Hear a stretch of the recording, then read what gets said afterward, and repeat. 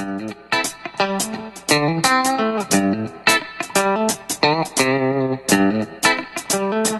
guys, we have the Huawei Honor 6 today, and it was released I guess last week or last to last week in India. Now this guy is Huawei's latest 5-inch flagship that's gonna cost 20,000, and I think it's exclusively available on Flipkart.com only. It's 20,000, it's 19,999 for now, and it's pretty compact box for a 5-inch device. Pretty usual size really, but very hard cardboard box, very sturdy. And there's no pricing information, nothing yet, because it's not exactly a retail unit, but you would see the retail unit almost identical. So that's once you open the box, that's the device, and then once you go further in, you get the safety guides out here, the safety information there, and then your micro USB 2.0 port, plus you also have a 2 ampere fast charge wall adapter. So no earphones. You expected earphones, you generally get them with phones that are supposed to be flagships, but that's not the case out here. But overall the package content are good quality, cool. So that's our device, the Honor 6, a 5-inch screen. It has Gorilla Glass 3 protection, full HD. You have your earpiece, and then the 5 MP front camera, your sensors and stuff. You'd have your shortcut keys out there. Nice metallic matte accent on the side. The device is all plastic, however it feels very premium, and many people actually on the first glance from a distance would call it, hey, is that the iPhone? It kind of borrows the design elements, some of those, at least those curves from iPhone, but the similarity actually ends there.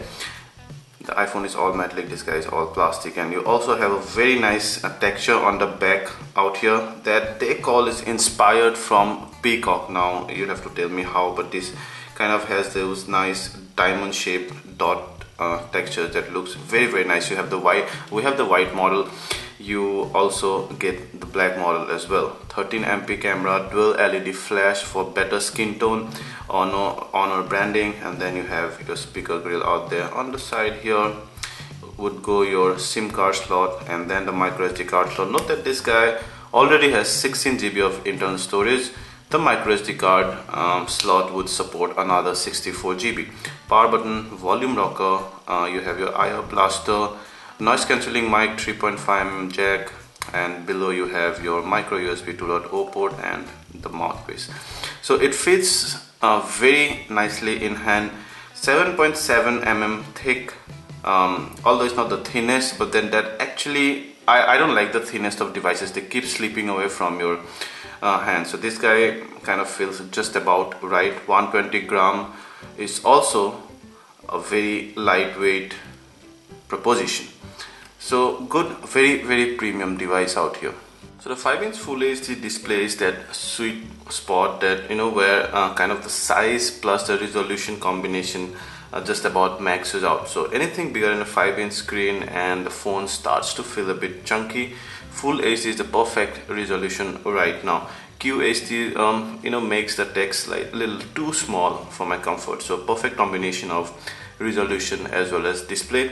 Huawei also tells that this kind of is a JDI one cell glass. Now what that means, there's all jazz, but what it means that it makes the pixels slightly brighter, so you have a brighter screen. Of course, thanks to the resolution and over 500 ppi, you have a very crisp screen as well. Plus they also have Gorilla Glass 3 protection on top, and also has a fingerprint resisting coating. So if you see here, actually you do not have many fingerprints on the glossy front, which is a good thing.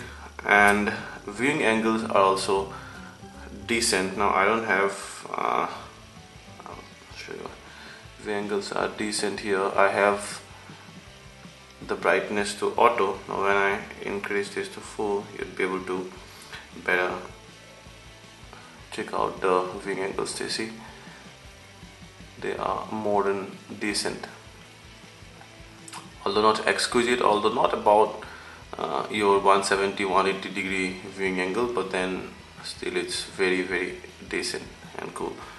So we'll turn the brightness back to auto, and we have the color card out here. You can see our actual color card, and it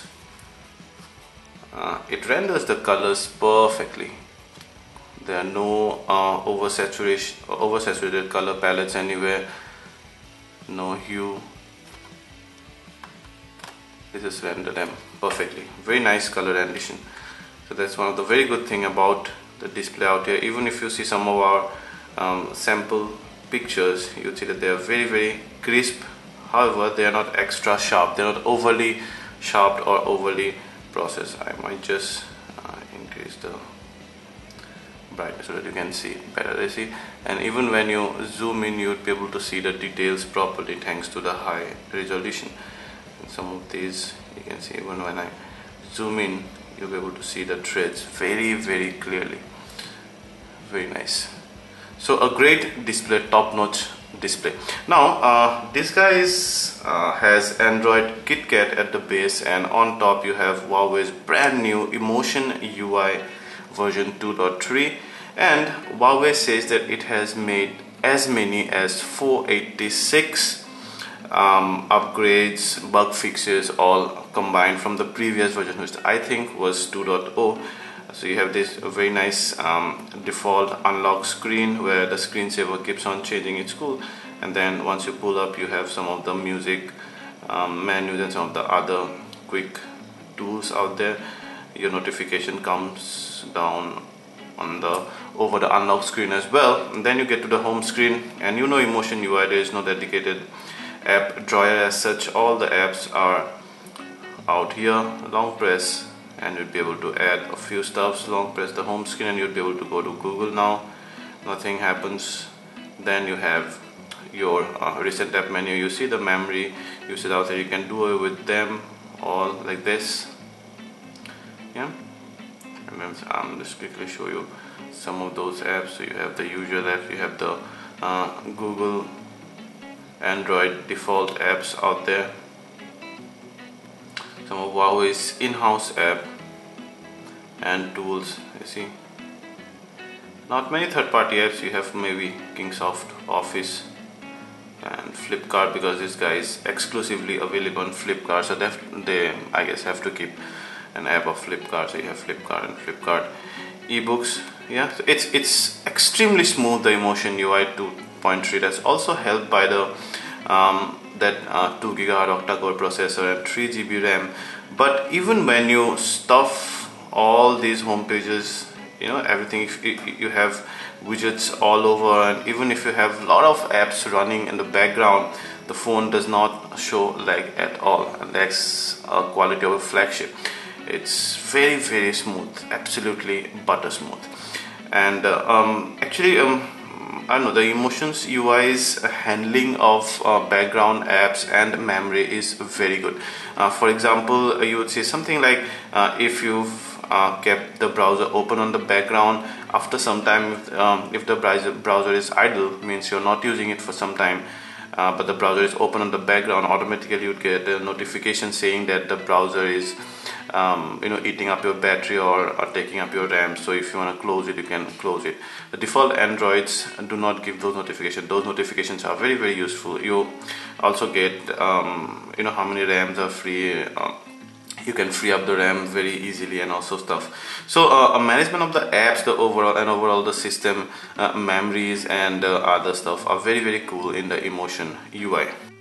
That's the dialer. You can see very big and very comfortable. The call quality is excellent, but that has become a norm of the flagships these days. And then you have the keyboard, which is very cool. It also supports your swiping and some of the other languages as well. Becomes very comfortable in the landscape mode. We'll go to gallery, and you see the albums are arranged in stack, but very nicely and slightly different and cooler than your default Android media management. And you can go to any picture and you can edit them, you can share them Pretty cool, yeah. Then you also have some themes. You can also download themes, by the way, apply those themes, customize them, but that's been a long-standing feature in the Emotion UI. And then your 13MP back camera. And it's not exactly the fastest autofocus, but still it would do. Not exactly lag free, but again it would do. You can start your video recording from here. You can click stills while recording videos out here. You can pause it, you can start it again, so that every new video you click do not have to be on a separate file. Then you have some of the shooting modes here, not shooting mode exactly, you have your flash settings, and then that's how it turn between the front and the back camera. And then you have some, those are actually the shooting mode: normal, smart, beauty. You also have the HDR, and then some of the settings out here you can see. Yeah, so I'm not gonna go too deep into the settings out there, that's gonna make the video very long. But overall, the photo and video quality are well, just less than excellent, but it's very good. The photos under enough light are very detailed. They render the saturation and hue perfectly. We just saw a slight colder tone on some pictures, but then that's not alarming, and that could be due to the environment as well. But under low light, well, the detail diminishes mainly due to the small sensors. And how many times will I tell that this is there's been a constant cons of these phone cameras. They are just not being able to improve on the high ISO performance, that is the low light performance. You have the dual tone LED out here, but then again it goes harshly on the face. And if you're if you're clicking a landscape or buildings or roads under low light or at night, then this flash not gonna help much. So in those cases, you see a lot of noise, and you also see less details. But then still, I guess it's better than some of the other phones at this price point.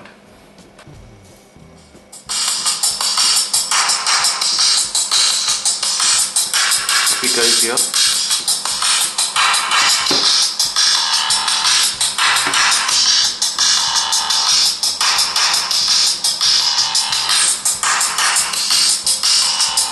So the sound output via speaker is very loud and very flat. There is almost no bass, and we are playing drums here.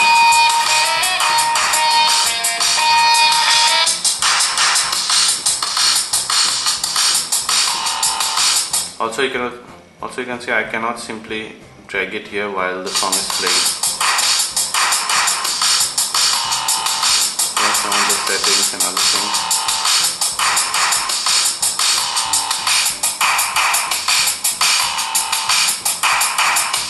So it becomes even flatter when I deactivate the DTX mode.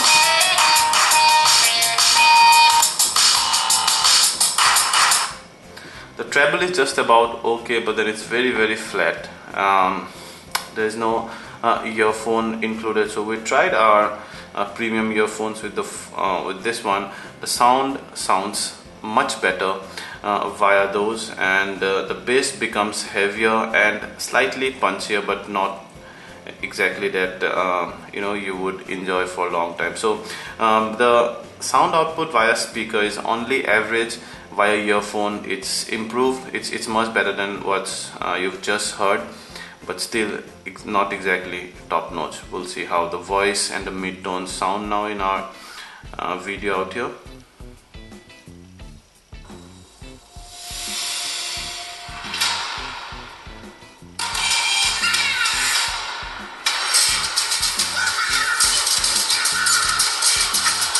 Even the surround sound is on the flat side, you can see.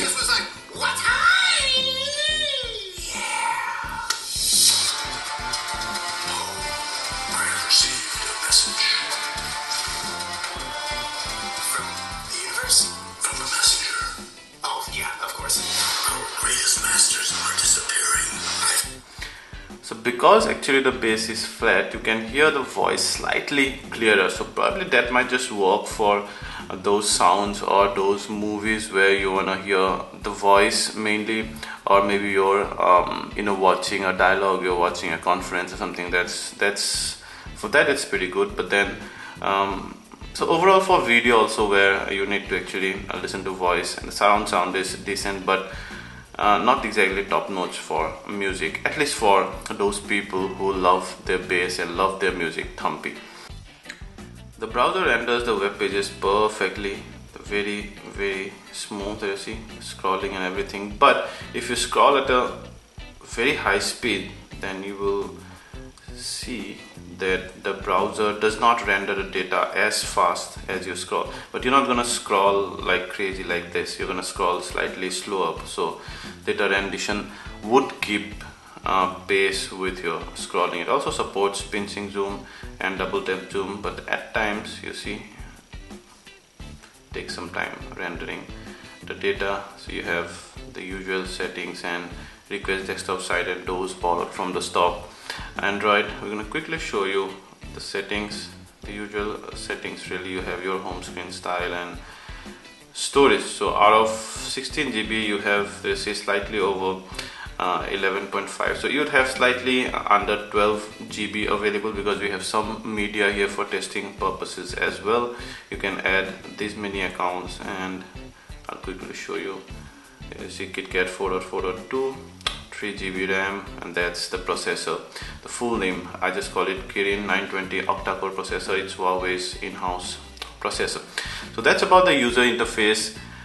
It's very smooth, does not lag at all, and really love it, except some of the tools like, let's say, music output and stuff. But other than that, it's very smooth. We did a separate gameplay testing. We also did some benchmark testing, so you would like to probably watch those videos to see how this guy play games and how this guy fares in those various benchmark scores. The three very good things about the Honor 6 is, first of all, the design and build quality, very good. The display, amazing, and the camera quality, which is also more than decent and better than many of the devices at this price point. Some of the cons of the device, mainly we saw the music output, number one, and number two is the gameplay a bit.